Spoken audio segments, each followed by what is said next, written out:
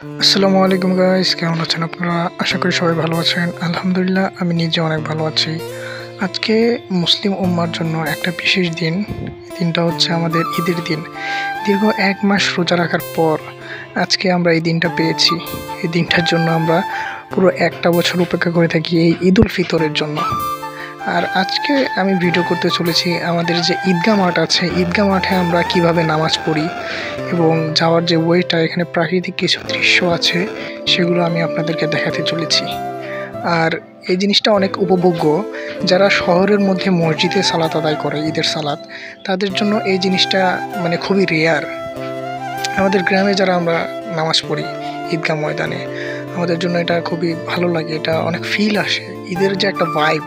সবাই মিলে সকালবেলা উঠে নামাজ টামাজ পড়ো, রেডি হও ঈদের জন্য, ঈদের মাঠে যাও, এবং এটা অনেক উপভোগ্য একটা বিষয়।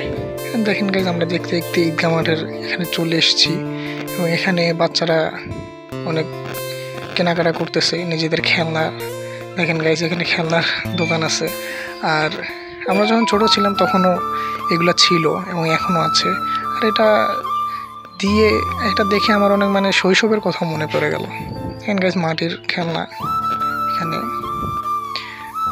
এখানে ওই যে ছোটোবেলায় যে গাড়িগুলো ঘুরাইতাম না, পাখির সিস্টেম থাকতো, ওইগুলো এখানে ঝালমুড়ি বিক্রি করতেছে। বাচ্চাদের দেখে তো ভাই পুরো আমার মনে হচ্ছে আমি কেন বড় হইলাম, বড় হওয়াটাই বৃথা। ছোটোই থাকতাম তাহলে বড়দের কাছ থেকে সালামি পাইতাম, এখন তো বড়দের কাছ থেকে সালামি পাই না, এখন উল্টা আমার সালামি অন্যদেরকে দিতে হয়। দেখেন গেছে লটারি, এই লটারিটা দেখে আমার একটা কথা মনে পড়ে গেল। আমি তো ছোটোবেলায় কখনো লটারি জিততাম না। ইনফ্যাক্ট এমনও দিন গেছে যে আমি আমার পুরো সালামির টাকা লটারিতে শেষ করে দিচ্ছি। দেখেন গাইস, আমার ছোটো ভাই, ও আমার জন্য ঝালমুড়ি নিয়ে আসছে, ঝালমুড়ি খাচ্ছি। আর ঝালমুড়িটা বেশ ভালো, খারাপ না। দেখেন গাইস, এটা আমার বড় ভাই, এদিকে দেখেন লোক দেখতেছে।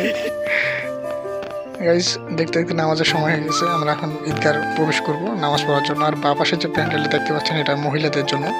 এখানে মহিলারা সালাত আদায় করে। আর এখানে ঈদগাহটা হচ্ছে আমাদের একদম নদীর পাড়ে, নদীর সাইডে, রিভার সাইড। আর ওই সামনে যে ভুট্টা গাছগুলো দেখতে পাচ্ছেন, ওইটা অ্যাকচুয়ালি নদী। তো নদী শুকানোর কারণে এখানে এখন মানুষ, যাদের জমি নদী ভাঙনে চলে গিয়েছে, তারা ওইখানে চাষাবাদ করে যখন পানি না থাকে। এখানে দেখেন, এখানে সবাই নামাজ পড়ার জন্য অলরেডি বসে গেছে। আর আমরা আমাদের জায়গাটা খুঁজে নিই। আর রোদ্রে তো একদমই বসা যাবে না, তাই ছায়ার যুক্ত একটা জায়গা আমাদের খুঁজতে হবে, সেখানে আর কি রোদ যাবে না। অলরেডি এখানে দেখতেই পাচ্ছেন, এখানে পুরোটাই গাছ দ্বারা পরিবেষ্টিত, ছায়া পাওয়া যাবে।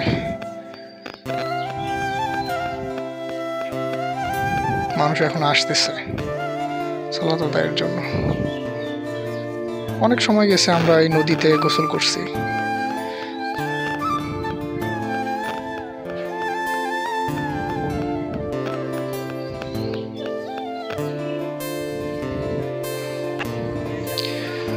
গাইস, ফ্যামিলির সাথে ঈদ উদযাপন করা, আমরা চার ভাই একসাথে ঈদগাহ এসে সালাত আদায় করা, এটা অনেক ভালো লাগা কাজ করে। দেখতে দেখতে আমাদের নামাজ শেষ হয়ে গেছে। এখন আমরা আমাদের পারিবারিক যে গোরস্থান, আমরা ওখানে যাচ্ছি। এখানে আমাদের দাদুর কবর, আমার দাদুর বাবা, দাদুর মা, আমার ফ্যামিলিতে আরও অনেকে মারা গিয়েছে, চাচাতো ভাই, চাচাতো বোন, সবারই কবর ওইখানে আছে। কবরটা হচ্ছে ওই সামনে, গাছগুলো দেখা যাচ্ছে ওইখানে। আমরা রাস্তা দিয়ে যাইতে পারতাম, কিন্তু ওই সাইডে মানুষ সালাত আদায় করতেছে ঈদের, তো আমরা ওই সাইড দিয়ে এখন যাব না। আমরা এই কারণে এই ক্ষেতের আল দিয়ে আমরা যাচ্ছি, দেখতে থাকুন। আমার ডান পাশে করলা ক্ষেত, বা পাশে ভুট্টা ক্ষেত, মাঝখান দিয়ে আমরা যাচ্ছি। এটা বেশ একটা উপভোগের জিনিস, আর আমি এটা খুব ভালোভাবে উপভোগ করতেছি, কারণ আমি গত 1 বছর পর আমি এলাকায় আসছি। আর প্রাকৃতিক সিনটাকে তো আমি অনেক বেশি মিস করি, এটা যেটা শহরের মানুষ বুঝতে পারবে না। যারা শহরে পার্মানেন্টলি থাকে, যাদের বাপ দাদা 14 পুরুষের ভিটা শহরে, তারা গ্রামের যে পরিবেশটার ফিল সেটা নিতে পারবে না। আমরা গ্রামের ছেলে, গ্রামে আমরা বড় হয়েছি, শহরে যাই শুধু রুজির তাগিদে। বছর শেষে যখন আসি তখন এটা আমাদের জন্য একটা উপভোগ্য বিষয়। দেখতে পাচ্ছেন, আমরা আমাদের দাদুর যে কবর, সেখানে আমরা চলে এসেছি। এখান থেকে পুরোটা ওই ভুট্টা ক্ষেত দেখা যাচ্ছে, ওখান থেকে ওই পুরোটা শুরু করে একদম ওই কোনার বাড়িগুলো দেখা যাচ্ছে, ওইটা পুরোটাই আমাদের। এটা আমাদের একটা বাগান। আর এরকম আমাদের অনেক জায়গা আছে, কারণ আমি জমিদারের নাতিপুতি বলে কথা। আমার দাদা ছিল জমিদার, আমার দাদার বাবাই ছিল জমিদার।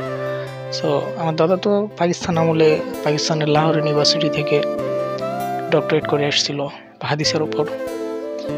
গাইস ওনার কবরটা হচ্ছে ওই সামনে। আমরা এখন আমার বাবা চাচারা আসবে, চাচাতো ভাইয়েরা সবাই আসবে।